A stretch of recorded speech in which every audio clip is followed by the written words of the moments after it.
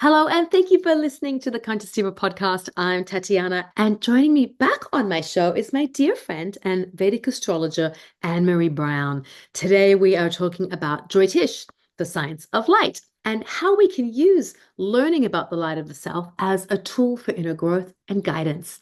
Annemarie shares how your Vedic birth chart can offer key planetary insights into our highest potential. She explains why and how specific gemstones support aspects of our planetary chart and how other sacred jewelry items like the Dharma Trikona and the three metals Kriya band have been carefully created to pacify or amplify our human experience.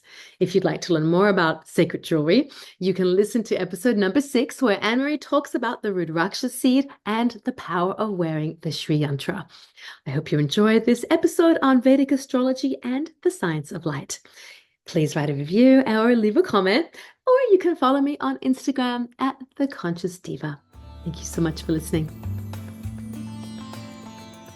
Annemarie, thank you so much for coming back on my show. It's so good to talk to you again. Love having these conversations about sacred jewelry and, all of this stuff. Thank you so much for having me. It's great to see you and be back.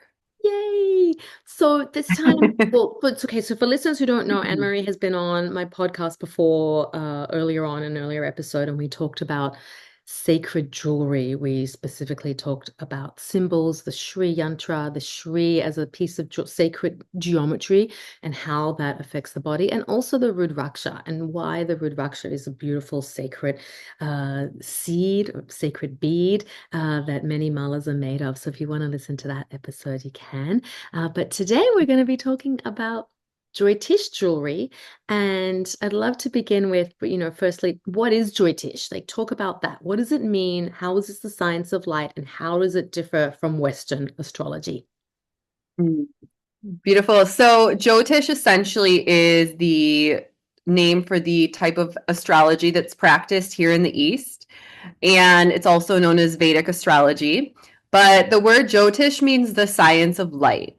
And the purpose of Jyotish is to shine light on aspects of the self that need to be seen. So what happens at the moment of your first breath, it's almost like there's a cosmic snapshot that's made, or like a blueprint of your soul, which reveals where the different rashis are within the 12 houses. And it reveals also where the 9 planets are within the 12 houses. So what happens is, in that moment, it gives us an understanding of, where the energy is in this individual's chart. And it reveals actually what the highest potential of being would be for this individual based on that energy. So it really can show, where there's a concentration of planets and energy and what qualities somebody might embody. But it also shows us where some of the karmic residue can be, which we can see also from different placements of the planets. So what happens is, it becomes a very powerful tool for evolution when you can actually have a reading with someone and really see, okay, what is it that there's potential for that I am not stepping into? Or maybe I've had intuition about this, but I've had fear to actually step in and embody it. But when you know it's there in your chart, it actually gives this sense of validation sometimes, and gives this courage to really step up and evolve. So we look at the birth chart, but then we also look at different things called the dasha, which are these different planetary cycles that happen throughout our lives that bring different energy in. So this is also an important aspect. So when you ask what's the difference between Jyotish and Western astrology, the main thing is that it uses a different measurement system, right? So Western astrology uses the tropical system, and essentially your sign is determined by your sun sign, right? Mm-hmm. So it's like everybody born on between these dates are Gemini or they're Leo, right? Whereas with Jyotish, we're using a system called the sidereal system, and it takes into consideration your time, date, and location of birth. So it's actually individualized. So what happens is, we look at the constellation rising on the eastern horizon at that moment of your first breath, and that determines your rising sign versus, oh, you're born on these days, so you are Leo. Okay. So it's a more individualized approach using a different calculation system. And it also takes into consideration many more variables than Western astrology. Yeah, and and I just want to talk to the point quickly about, there's some Western astrologers also do use your location, time of birth, and Mm, locate that sort of stuff. But speaking from personal experience, and you've done my chart, I've had my chart done by other Joytish astrologers as well. mhm, But it really is like I'm a Cancer, July 1st is my birth date, but I can see like it's interesting that how I have so much more of Leo present in my chart, and talking about the dashas, like if you want to use my chart as an example when you talk about things, I'm totally cool with that because you know me, we're friends, and you know where I'm at in my life. So like right now I've entered a couple months ago this new period, this time frame of Rahu, right? So maybe mm, just give some examples. What are these like? Because they're not, they're nodes in the sky that other astrologers, they're not necessarily planets, but they're nodes or shadow planets that can affect us. And I'd love for you to just expand on how, when we look at a person's chart, we really can enter and see, well, you've been in this phase of your life from this age to this age, or this is mm, what you're about to enter into, and this might be why mm, you're experiencing these things, stuff like that, because that helps, I think, people understand how it's a much more individualized approach to living one's life or one's purpose, or how things are mm. perhaps written literally in the stars. Yeah, it's a great question. So, we have the birth chart, right? Which is essentially, it's fixed, right? This is where the energy is. This is your cosmic blueprint, right? But then we've got the dashas. Dashas, we can compare it to different seasons in life, right? So each planet has a certain cycle called a dasha, and there are different amounts of years. Okay, so like for instance, Saturn is a long period, Jupiter, Rahu, these are all long periods, Venus. But then you've got periods like Sun, Moon, Mars. These are all shorter periods that are less than 10 years. So what happens is throughout our lives, we run these different planetary cycles and they play a big role in the here and now. So whether it's, when you're a child, if you're in Mercury dasha, you're adult, you're in Venus, but it's impacting the here and now in that moment in your life. So what happens is there's this underlying energy and it becomes normalized during that period of time. And it plays a big role on the influence of what is manifesting in your life at that time. So there's some dashas that are believed to be more favorable than others. And it always depends too where the planet is placed in your chart. But some can feel a little bit more expansive and uplifting, whereas some might bring up some karmic residue. But at the end of the day, no dasha is a bad dasha because they all have different lessons that we need to learn. But what's so powerful when we sit with clients, like you just said, when you actually go through in each reading, I'll say, okay, you were born into Mercury dasha. Then you were in K2, then you were in Venus. And okay, now you're in Sun. But we talk about, so what happened during this period? What happened during this period? And a lot of times it matches the energy of what that dasha was. So for instance, you're in Rahu right now, which is a longer cycle. And I think it's around 19 years. So Rahu and Ketu are known as the North and South Node. And they're, like you said, shadow planets. They actually don't exist. But they're fascinating. I'm very fascinated by Rahu Ketu. But essentially, it's in the shape of a dragon. Mhm. And Rahu represents the head of the dragon. Ketu is the tail.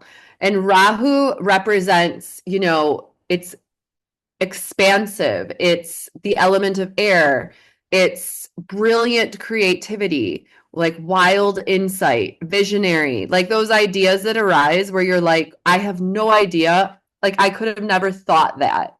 It just arises because it's coming from this space of Rahu energy. It can be really sharp intellect. It could be starting something and then it's spreading and reaching the masses. on a high level, it can be really incredible for some people. It's a lot of movement, it's travel, it's adventure, because Rahu likes to have experiences, right? There's like this certain flavor there of like having experiences, but on a low value with Rahu, if you don't have a personal practice, it can be a time for some people that can be really ungrounding. They might feel like nervous system burnout or anxiety. I kind of feel like it's tornado. It's Mm. like, and Like a some crazy people too. teenager. A little Yeah, bit. exactly. Mm. Yeah, it's always interesting when I see people who are in Rahu at like from like age 18 and then like through their 20s, because it'll be pretty obvious like what type of experiences they had during that time. But yeah, so you have to have an awareness of the lower values too. Sometimes low Rahu can overindulge a bit, or it's like it can be a little bit of like just not having a sense of stability. So with each dasha, we talk about how to work with it and align with it to its highest value so that you can actually experience that energy really coming alive in your life. Like for instance, if you're in Rahu and you're having desire to move and experience, but like something inside you is like, no, sit still, don't do that. That's actually not the correct action. Like you should take the correct action to support your embodiment of the energy of Rahu, which is like going out and having experiences, if that makes sense, Yeah, you no, know? it makes total sense. And you know me and you know my practice. And I am so grateful that I have a grounded practice because I do Hmm. understand how Rahu, like you said, I mean, there's definitely like massive expansive qualities to it, but there's also crazy aspects to it. So right now I'm working with Durga, the energy of Durga, because that like for the other things that have also come up in my chart to really help me support me with fearlessness and courage and or keep me grounded Yep. and direct, literally direct, so I can take the correct course of action that's aligned with where I'm at right now. And that's what's really beautiful for people who are open to doing certain practices, which we call upayas. We prescribe remedies for each dasha and for different things in the chart. And one of them is mantra and working with the different ishtas. And that's really powerful for helping you to align to the highest value of that period. So I'm happy that you are doing that. Thank you. And an Ishta is a deva, is a deity. Yep. So just for people who Yep. aren't sure what that is. Okay, so what are some other remedies then? Talk about what are the gems and how do they relate? Like why are they so important? Yeah. So when we look at the remedies, one of the remedies or upayas would be gemstones. So each planet is associated with different precious gemstones and semi-precious, but it's most favorable to work with the precious gemstones. So with the gemstones, they act like a supplement. It's like taking a supplement of that planet's energy and its qualities. So it's like, you're taking a vitamin because you want vitality, or this or that. So essentially, you are wearing the gemstone to enliven those qualities in your life. So each planet is associated with different gems, and then each finger is associated with a planet. So, like, for instance, I have on yellow sapphire right here on my Jupiter finger, which is the index finger. So it's important that you're wearing the gemstone on the correct finger. And they're set in a way where there's no metal between the gem and the skin. So what happens then, it's acting like a conductor, right? It's magnifying the energy. So I'm wearing a Jupiter stone. So it's drawing the energy of Jupiter through the field, through the gem, and into my vibratory field. And what are the aspects of Jupiter that I'm aligning myself with? It's expansion, creativity, wisdom, joy, vitality, right? So these are all values then that are enlivened in my field. Um, and so each What gem, I just go have a ahead. question about that. Some people may say, oh my gosh, like, why do I need to have even though you've already explained it, a lot of people go to, oh, the cost. Do I really need Yeah. to have a a fancy gem because they're not cheap. Like some of them are diamonds and No. blue sapphires and rubies and emeralds, and you'll talk about Yeah. those in a moment. But these are typically gemstones that we immediately go to as being really like expensive, in Mhm. cost. So I just would love you to quickly, before you get into the rest, break down this, like, because I think, yes, there's cost is associated with it and also the type of metal that it's set in.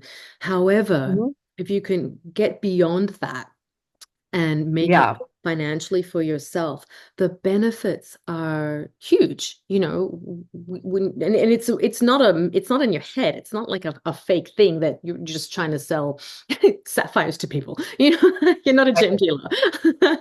Yeah. So I can relate to this because even when I bought my first gemstone, I bought an emerald, because I was first prescribed emerald. And it was a really big deal to go out and buy myself an emerald ring. We're so used to getting, jewelry as gifts and this and that, or, it being passed down from family. So it took a moment for me to actually really understand why I was buying it. And I remind people of this. You can't really look at it like just a piece of jewelry. You're essentially making an investment in your own evolution. And the gemstone is a support tool for your evolution. So, you're essentially making an investment in yourself. And yes, the prices for fine jewelry for precious gems can become expensive. But it's important that you hold out and get a gem that is of good quality. Because for Jyotish gems to be supportive, they have to be natural, they have to be unheated, right? And they have to be undrilled. So a lot of times some people will be like, "Oh, I found a ruby for $100." And I will say, well, that's not possible. A natural ruby of 2 carats that's good quality will not cost $100. And a lot of times they'll go and check and it's heated, right? Or like some gems, like the deeper the color of the gem, oftentimes shows that the quality is higher because it's been in the earth longer. So, this is how the prices start to vary. It's based on the quality. But it's very important that you are making an investment in a gem that's going to be supportive versus trying to like find something that's lower priced that isn't even a supportive Jyotish gemstone. So I always just tell people to really look at it as an investment, and some people even do the math like, oh, my vitamins cost this much per year. If I look at this as also a supplement, because essentially it is just in a different way, then you can sort of understand from a different perspective of why it's a good decision. Yeah, I like that approach. And just how, Yeah. because you don't wear your emerald anymore. I know I've known you for like many years now. You Mm. alternate. Sometimes you wear it. What were the effects that you witnessed within yourself, became aware of when you started to wear the emerald years ago? Yeah, so I will tell you why I was prescribed emerald. So before I had this life in India, I lived in Los Angeles and I had a very full life and a full career in sales. I was in medical sales. I was driving in the car all day. I was moving from here to here, you know, completely ungrounded. My nervous system was just shot. My nervous system was on the cusp of getting really sick or just having some type of meltdown. So when I had my first reading with our teacher Anand, and he looked at my chart, and we had seen that I had recently gone into Mercury Dasha. So I think I had been in Mercury for 1 year at that point. And so emerald's the gemstone for Mercury, right? And so also one of the positive effects of emerald is that it helps to calm the mind and helps to support the nervous system. So at that time, I started wearing it mainly, for that support for my nervous system. And almost immediately, I could tell a difference. And it really helped me too to focus and concentrate on my self care and my practice and my meditation. And I could feel my mind become enlivened and my linear organizational skills activated in a way they hadn't been activated before. I wore that emerald and I still wear it once in a while, but I find now living in India, My lifestyle is different. It's very sattvic, very peaceful. I don't necessarily need to wear it all the time anymore because I'm mainly teaching. But when I have to run my businesses, sometimes I'll just put my emerald on if I need to focus. Now, that's not how everybody needs to use the gems. We usually recommend people to wear the gem all the time because it's actually then keeping that energy in your field. So you should even wear it while you sleep as well. Talking from the perspective of someone who's not familiar with any of these practices or the gems or anything, often there's skepticism, around, really? Are you sure you're not just believing that? But it's been years since you first wore your emerald. So Yeah. what are the other stones and what fingers do we wear them on? I just spoke about Jupiter. So yellow sapphire is for Jupiter. That's always worn on the index finger. And then we have ruby, which is worn on the sun finger. So that's the ring finger. So ruby is the gemstone for the sun, right? So what is the purpose of the sun? It's to shine, it's to give life, vitality. So essentially, when you wear ruby, it actually enlivens that inner light, that light of consciousness, and that light of the humble leader. So it can bring this vitality and this radiance. It can also bring some heat. Some people it's really good for who have low vitality. And the ruby can also really help with self-confidence because one of the lower values of the sun is like this inner self-sabotage or self-worth issues, right? This is a low sun quality, but high sun is confident and shines bright. So the ruby can really help people to stabilize in that and be less insecure as well. And then we've got the middle finger. So the middle finger can be for both Saturn and Venus. So the Saturn gem is blue sapphire, which is so beautiful. And Saturn is the planet of more inward meditative energy. It's the slowest moving planet, and it really represents living a life of dharma and moving from karma to dharma and establishing in a more purposeful way of living. So that the blue sapphire tends to be a very spiritualizing gemstone for people. And we actually only recommend it to people who are strong practitioners of meditation, who are already on some type of spiritual path, because that's when it'll be most supportive. And then Venus, of course. Venus is the planet of love, of beauty, of art and creativity and all the good stuff and abundance. The highest expression of Venus is devotion. So Venus gemstone can either be diamond or white sapphire. Diamond can be very expensive. So I have found that a lot of our clients choose white sapphire because it's just as powerful and the price is lower. Most people like it because they can get a bigger stone. But yeah, so we wear that on the middle finger as well, and that energy becomes enlivened, like really feeling into that creative, fluid, artistic, juicy, play, like the delight. This life is meant to be enjoyed, and a lot of people forget that particular aspect of life is meant to be enjoyed. So the Venus energy can really help to enliven that. It's also good for relationships. And then we spoke about emerald, which is worn on the pinky. Again, Mercury is the planet for emerald, and it is communication, leadership, abundance, and also, like I said, supportive for the nervous system and to calm the mind and focus the mind. For the moon, we wear pearl, obviously. So it's I love the pearl, the natural pearl. That's important because a lot of people, I just had someone write to me today about a black pearl, and we want to wear a natural pearl, like an ivory pearl. But that's just really tapping in with that luminosity of the moon, that healing energy, that water energy, that nurturing energy. So for the moon, it can be worn on the pinky. Most people wear it on the pinky. But the pearl just feels really gentle, because the thing is, the moon is the most absorptive planet. So for some people, it's really important to wear a pearl. If maybe their moon is what we call afflicted, that means that the moon is maybe absorbing energy in the chart that is not supportive. So that can really help balance it. And then we've got Mars. So Mars represents passion, vitality, staying power, service. So the gemstone for Mars is coral. So we usually recommend Japanese coral. It's red in color, and usually a bigger stone is good, but that really helps to also give vitality. It's very good for health. It's very good for just activating like passion. And again, it's a little bit more of a fiery stone. And that can be worn on the ring finger or the middle finger for Mars. And then we've got Rahu and Ketu. Mhm. So, and these two are the ones I least prescribe or make rings for.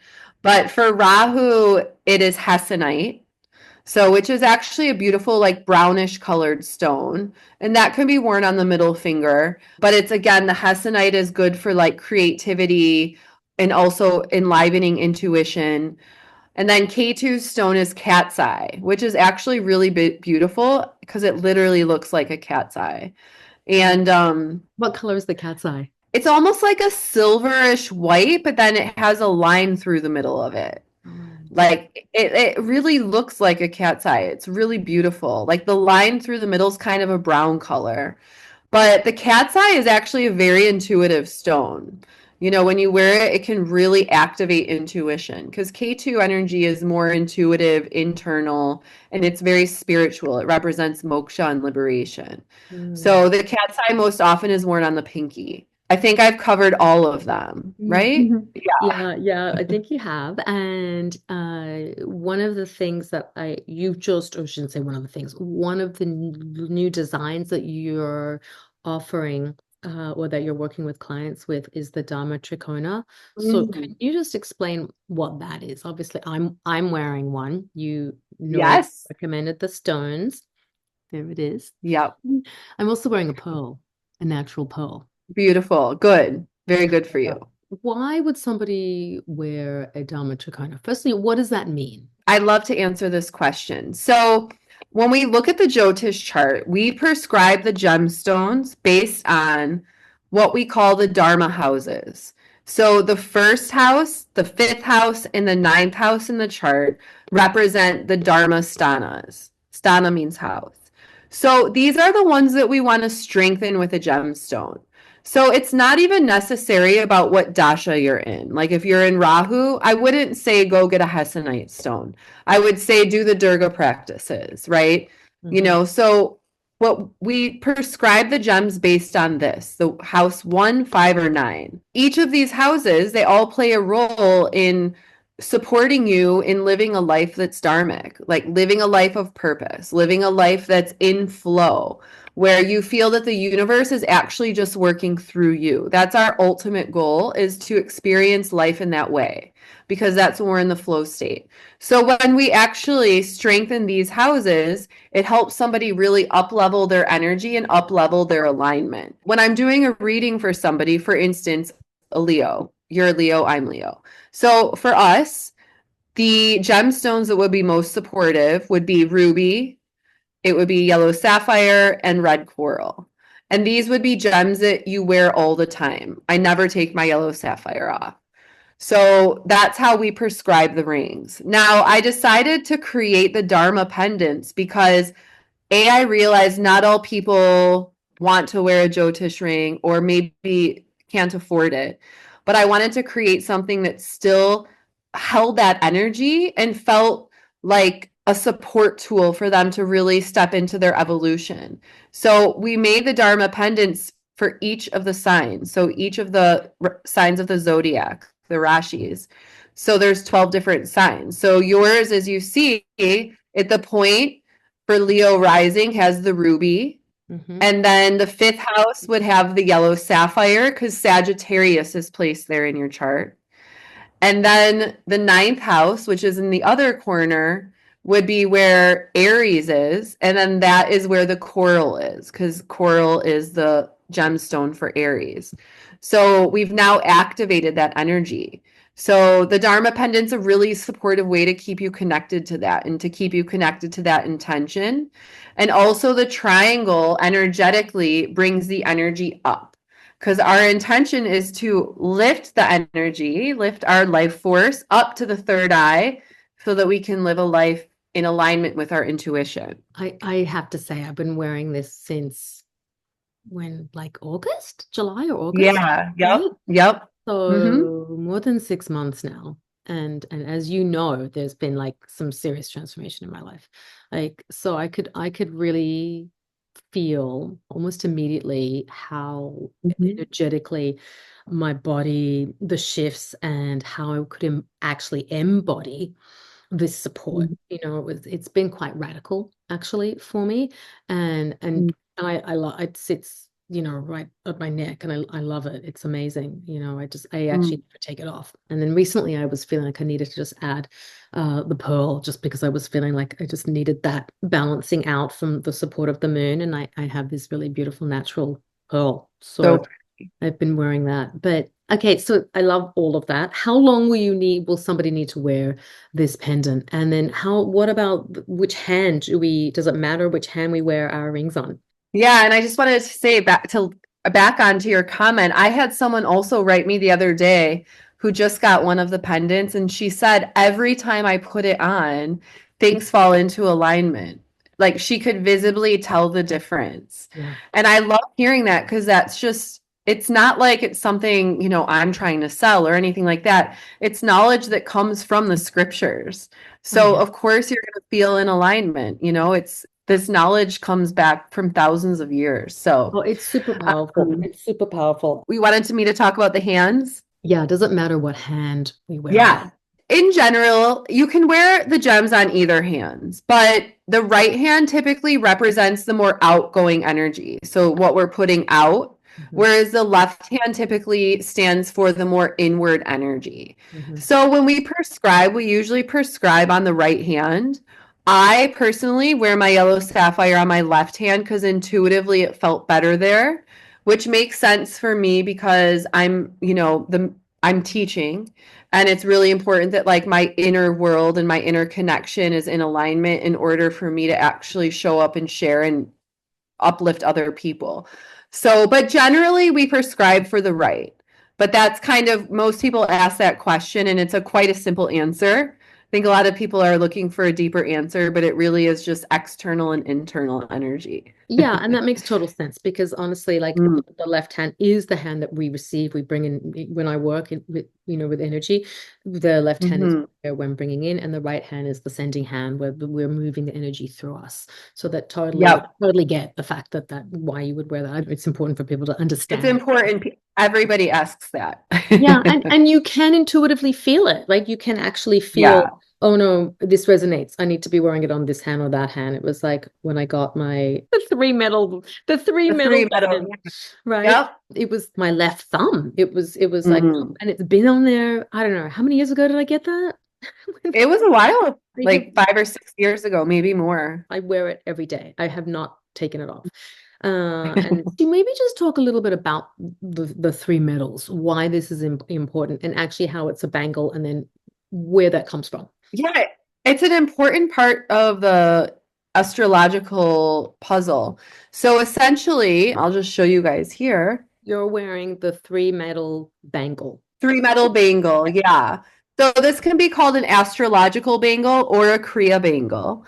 But in the book Autobiography of a Yogi, which is written by Paramahansa Yogananda, his guru, Sri Yukteswar, says to him one day, it's in chapter 13 for those who want to read it, but he basically foresees some type of negative effect coming to Yogananda that is a negative planetary effect and it's a negative karmic effect. And he prescribes to Yogananda to get a bangle made of copper, silver, and gold, which are specific weights for each metal, and to wear that to help offset the negative planetary influences.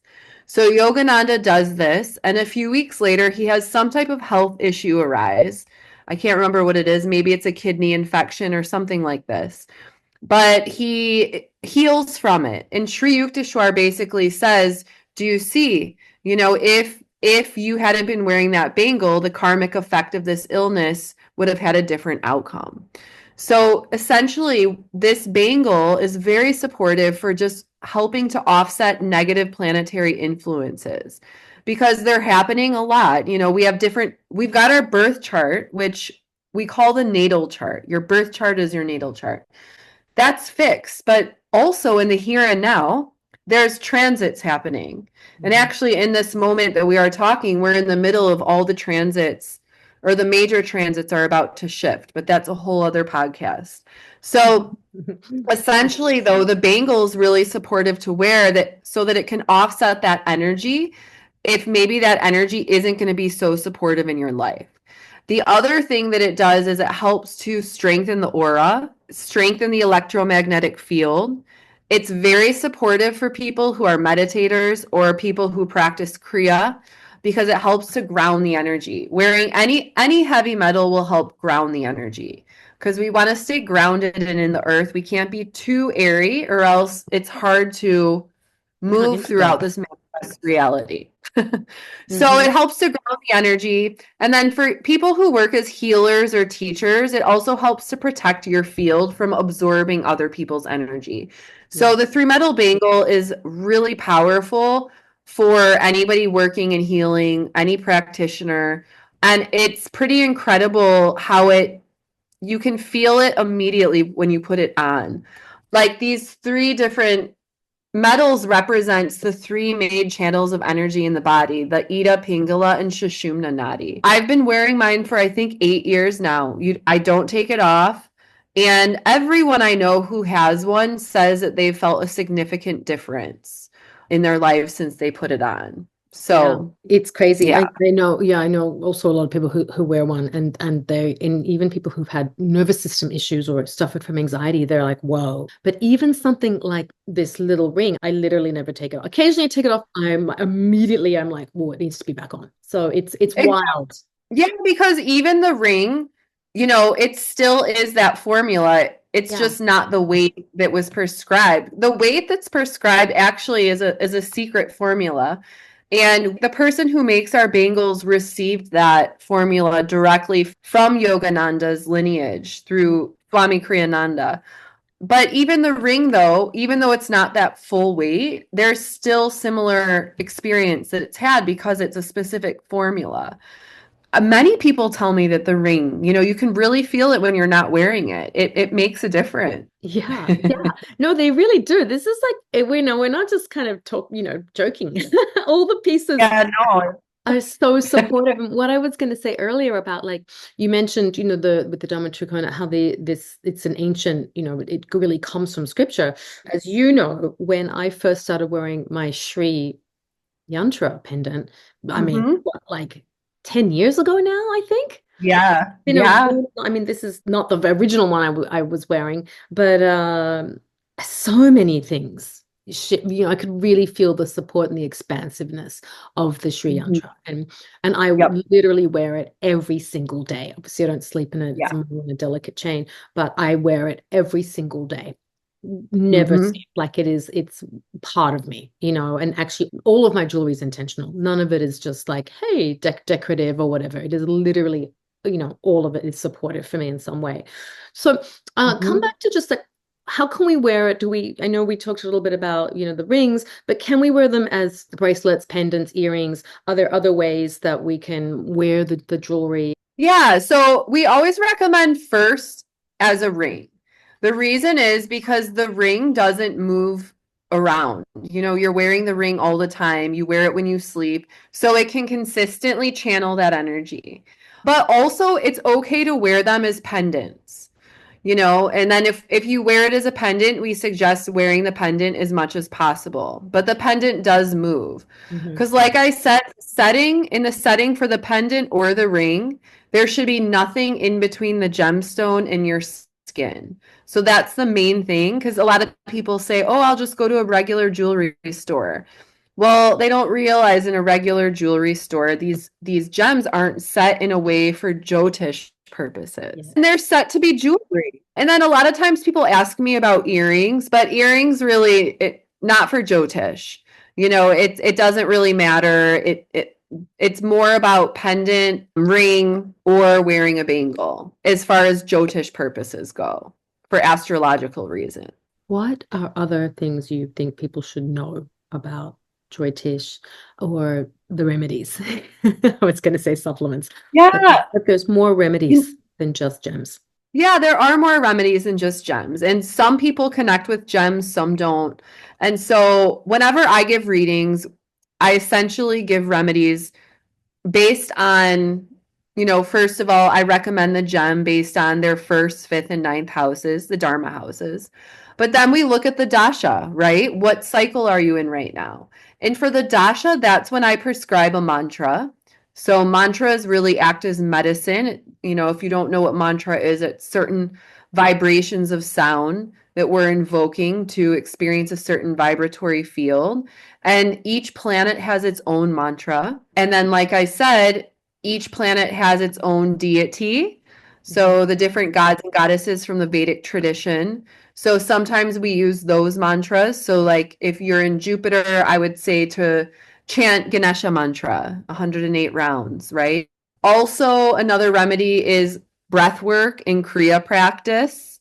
Some may not know what Kriya is, but essentially it's different practices using breath, mantra, different mudras or gestures of the hands to invoke a certain energetic response. So different yogic practices, I would say. That makes it a little bit more simple, but each planet has different yogic practices that are prescribed. So I usually send a video of these practices out to my clients. And then there's also certain service things you can do, right? Like, so for instance, if you're in Saturn, a good thing to do would be to volunteer with elderly people on Saturdays because Saturn's the slowest moving planet. Elderly people are moving slow. Saturday is the day of Saturn. So also each planet has its own service that we also recommend doing. Also, one option is fasting. Some people fast on a certain day of the week for that planet, wearing a certain color on a certain day of the week to align with that planet. I don't recommend that very often, but I do know people that do that. But I think one of the most important things for anybody who's doing a reading, because I do readings for a lot of people who are not on a yogic path. But the foundational thing that I tell everyone they have to do is a daily meditation practice.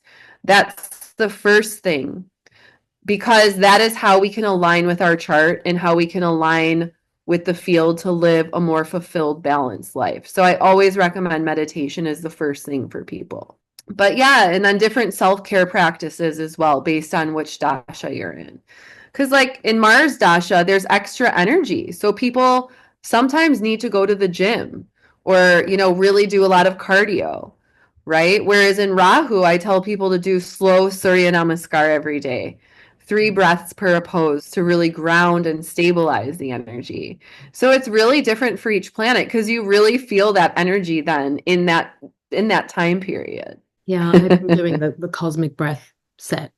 Good. Yeah, and that's been feeling really amazing. Yeah, and even yesterday I had a client who was in Jupiter dasha and wanted to really align with Jupiter in a deeper way. So we did what's called a yagya. And, here in India, they perform different rituals for different planets. So sometimes we have clients, where we've got what we call pundits, and they're the yajna is a fire ceremony.